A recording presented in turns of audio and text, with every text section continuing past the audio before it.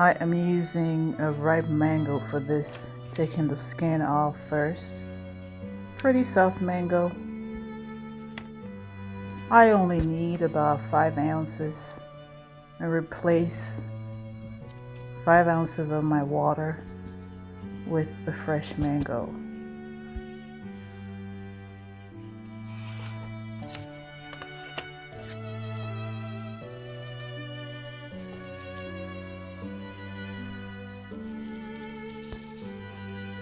I'm mostly using the mango in my soap because I love the way it makes a soap smell, and also because of its natural sugars, it gives a nice, beautiful, creamy lather to the soap. Squeezing out some of the mango nectar, and then I'm going to blend this till it's baby food texture. Gotta blend it very, very, very smooth. I don't want any pieces in the soap.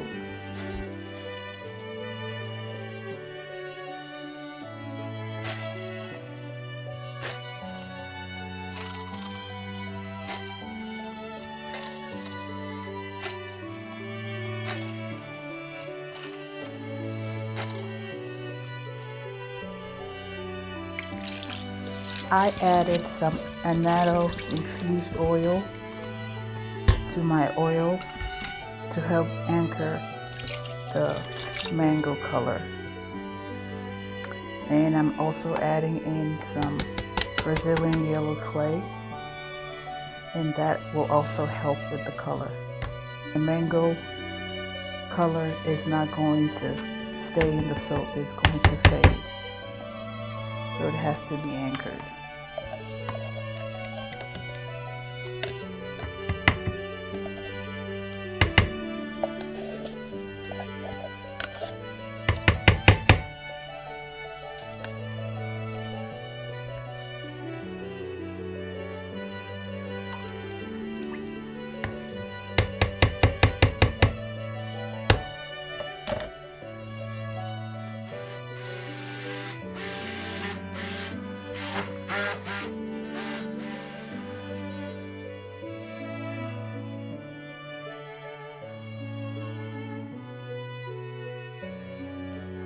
Adding in my lye water.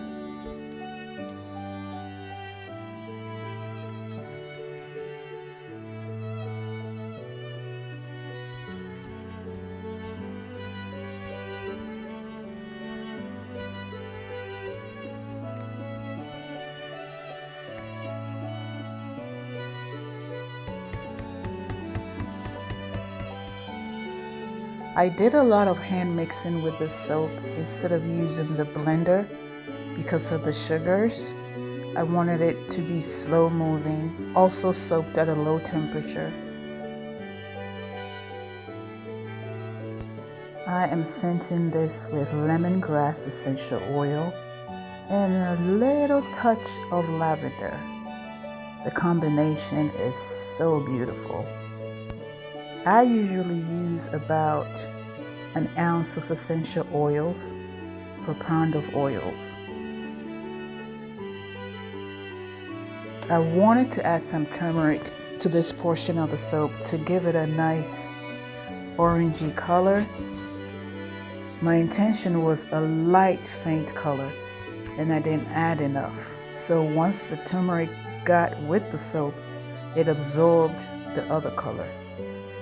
Next time I'll just add more turmeric, and that will solve the problem.